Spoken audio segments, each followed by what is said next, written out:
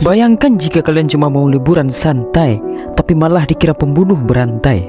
Inilah kisah dua sahabat polos, Tucker dan Dale, yang hidupnya mendadak kacau gara-gara sekelompok mahasiswa yang panik berlebihan. Seperti apa kisahnya? Langsung saja kita menuju ke alur cerita.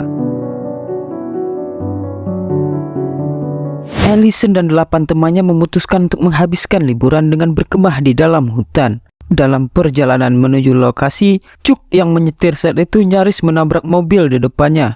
Tak lama kemudian, mobil itu berhasil menyusul dan menyalip mereka secara perlahan.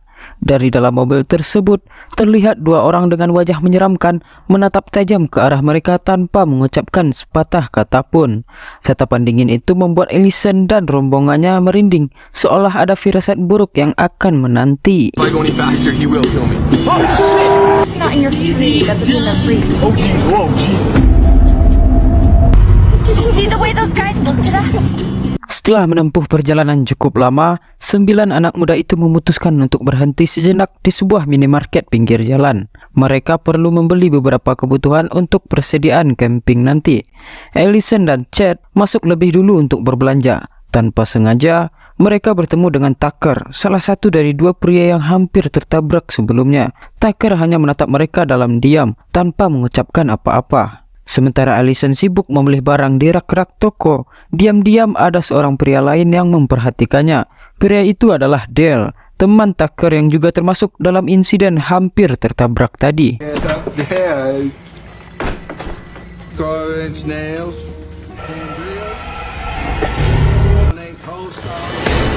Tucker dan Dale mungkin terlihat menyeramkan di mata orang asing, tapi kenyataannya mereka hanyalah dua pria kampung yang polos dan baik hati. Dari kejauhan, Dale memperhatikan Allison, bukan karena niat jahat, melainkan ia hanya tertarik dan ingin berkenalan.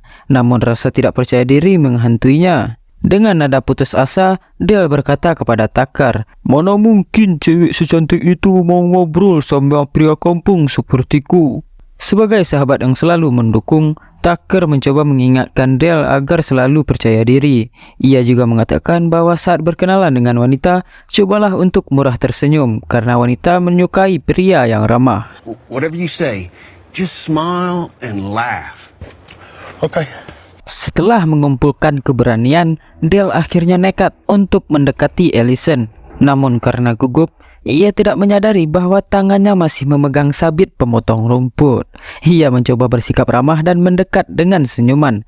Namun sayangnya, grogi yang berlebihan justru membuatnya bertingkah aneh. Ia tiba-tiba ngakak sendiri tanpa alasan yang jelas. Sementara sabit panjang itu masih tergenggam di tangannya. Bagi mereka, pemandangan itu tampak menyeramkan, seperti sedang berhadapan dengan seorang psikopat. Tanpa ingin ambil resiko, Allison dan kawan-kawan segera menjauh dan pergi meninggalkan Dale yang hanya bisa berdiri kebingungan, tak menyadari bahwa niat baiknya malah disalahartikan.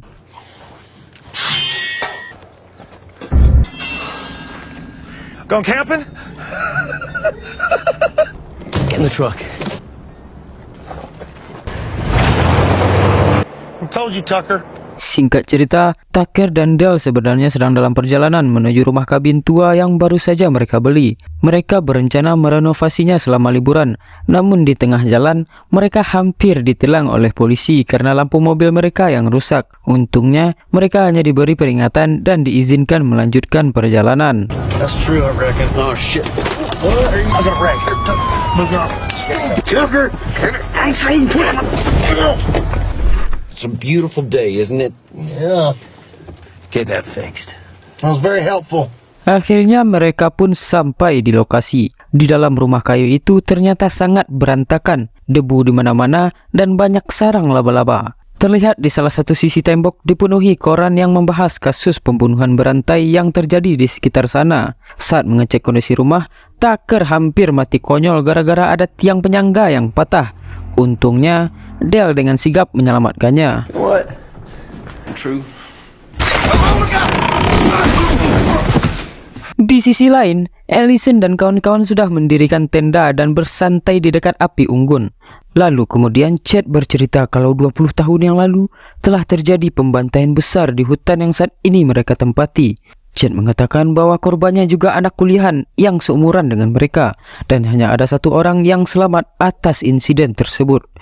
Tapi sebelum Chad selesai bercerita, tiba-tiba Mike datang dan mengatakan bahwa ada danau yang tak jauh dari sini. Mereka memutuskan untuk berenang di sana dan ternyata I don't know. I think we should go check it out. Tucker dan Dale juga memancing di sana. Mereka sebenarnya jengkel karena ikan pada kabur gara-gara anak muda itu berenang di danau. Tucker berniat untuk sekedar memberitahu mereka. Namun, Ellison yang sedang buka baju langsung kaget karena melihat mereka berdua. Ia tergelincir dan tenggelam di dalam danau. Oh. Dale yang panik berusaha untuk menyelamatkannya, tapi kejadian itu tak sengaja dilihat oleh teman-teman Ellison. Terjadilah kesalahpahaman karena mereka mengira Tucker dan Dale sedang mencoba menculik Ellison. We got your friend! They captured Allison! Keesokan harinya, Ellison terbangun dengan kondisi kepalanya terbalut perban. Ia panik karena berada di rumah yang tampaknya sangat suram. Dale kemudian masuk ke kamar dengan membawa makanan, tetapi malah mengejutkan Ellison. Dale meminta maaf kemudian bercerita kalau semalam Ellison mengalami insiden dan teman-temannya malah melarikan diri. Ia tak punya pilihan selain harus menyelamatkan Ellison dan membawanya ke kabin.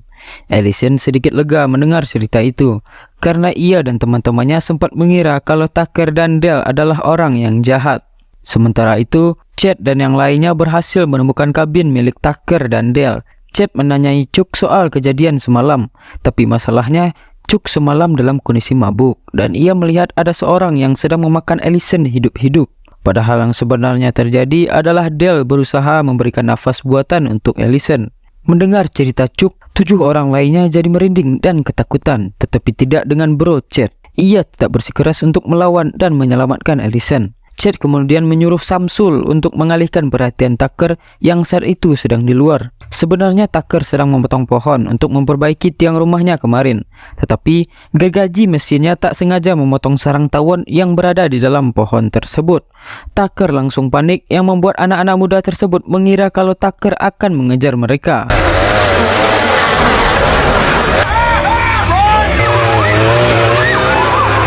Samsul berlari ke dalam hutan sendirian karena ia mengira sedang dikejar oleh Tucker. Setelah dilewati, Samsul baru sadar kalau Tucker lari karena dikejar tawon. Namun tiba-tiba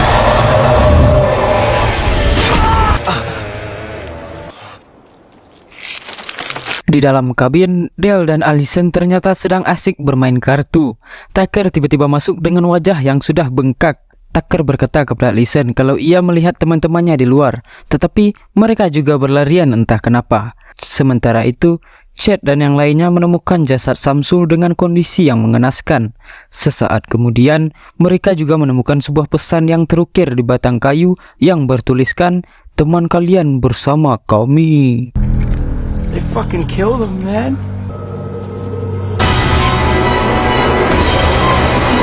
Sementara itu, Tucker dan Dale melanjutkan pekerjaan mereka. Ellison keluar dari kabin dan berniat membantu Dale untuk menggali tanah. Tetapi dari kejauhan, teman-temannya berasumsi kalau Dale memaksa Ellison untuk menggali kuburannya sendiri. Pada akhirnya, satu persatu dari mereka mencoba menyerang Tucker dan Dale.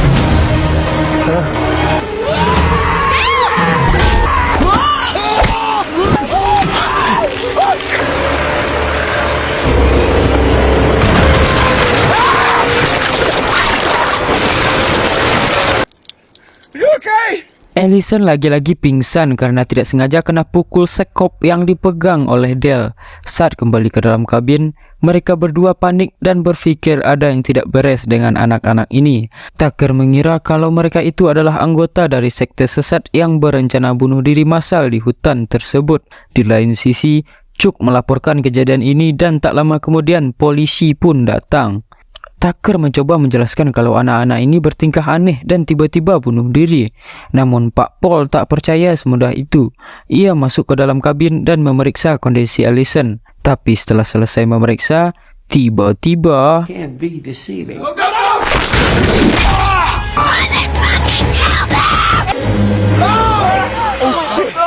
Semua anak yang di dalam mobil makin salah paham dan mengira kalau Pak Pol terbunuh oleh Tucker dan Dale. Chuck mengambil pistol milik Pak Pol, tapi karena panik, ia tak sengaja menembak dirinya sendiri. Tucker dan Dale berlari masuk ke dalam kabin setelah Chad mengambil pistol dan menembakinya.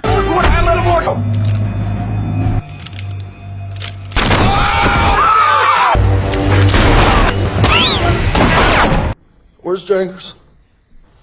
Dale makin marah ketika tahu kalau Chad menyandra Doggy kesayangannya. Mereka berdua kemudian menyusun rencana. Dale mengalihkan perhatian anak-anak itu dengan menembakkan pistol paku, sementara Tucker diam-diam menyelamatkan Doggy tersebut. Namun, Chad melihat itu dan mengejar Tucker hingga tertangkap.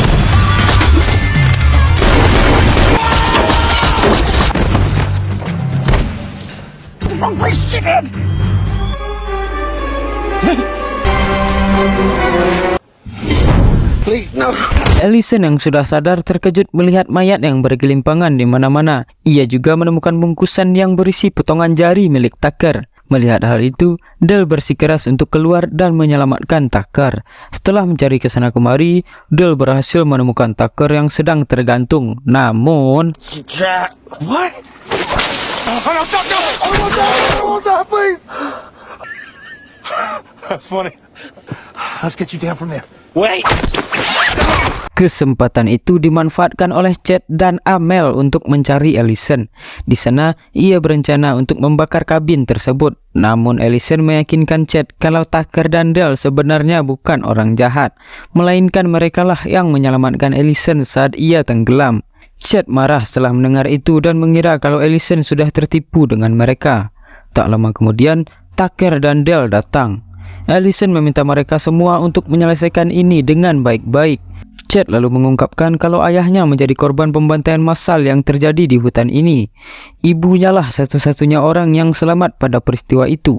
Chad mengatakan kalau cerita itu ia dengar dari neneknya sendiri.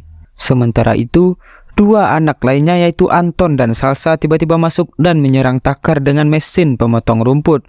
Tetapi mesin itu malah mengenai Amel. What the hell will you belong, freak? Fire! No, don't use that. Let us go. Setelah ledakan yang dahsyat itu, mereka mengira kalau semuanya sudah berakhir. Tapi ternyata Chad masih selamat dan masih hidup dengan kondisi wajah yang terbakar. Mereka bertiga melarikan diri karena melihat Chad yang sudah tak waras. Namun karena kecerobohan Dale, ia menabrak pohon dan tak sadarkan diri. Saat Dale terbangun, ia melihat Tucker tergeletak di bawah pohon tak jauh dari situ. Lalu Tucker mengatakan kalau Chad telah membawa kabur Ellison entah kemana. Ia menyuruh Dale untuk mencari Ellison dengan memanfaatkan indera penciuman doginya. Akhirnya Dale berhasil menemukan keberadaan Ellison yang ternyata ia sedang terikat di atas pemotong kayu. Dale lalu berusaha melepaskan ikatan itu, tapi tiba-tiba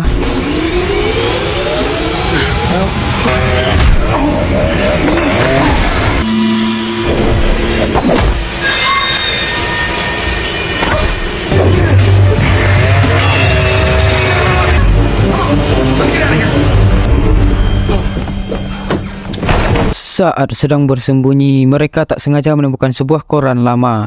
Di situ tertulis kalau pembunuh yang melakukan pembantaian massal 20 tahun lalu sudah tertangkap dan anehnya tersangka memiliki wajah yang mirip dengan Chad. Akhirnya kebenaran terungkap kalau si pembunuh ternyata memperkaos ibunya Chad sampai ia hamil.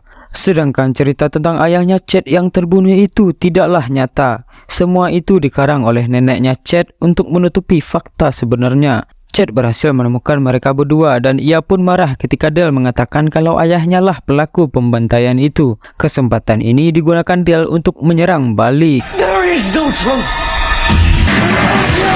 Inhaler.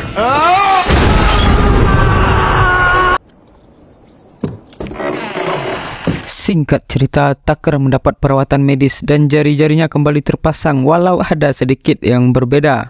Check it out. Yeah. I don't remember that one looking that way. Does it look funny to you? Dale yang sudah mulai percaya diri akhirnya mengajak Ellison untuk berpacaran dan film pun tamat. Well.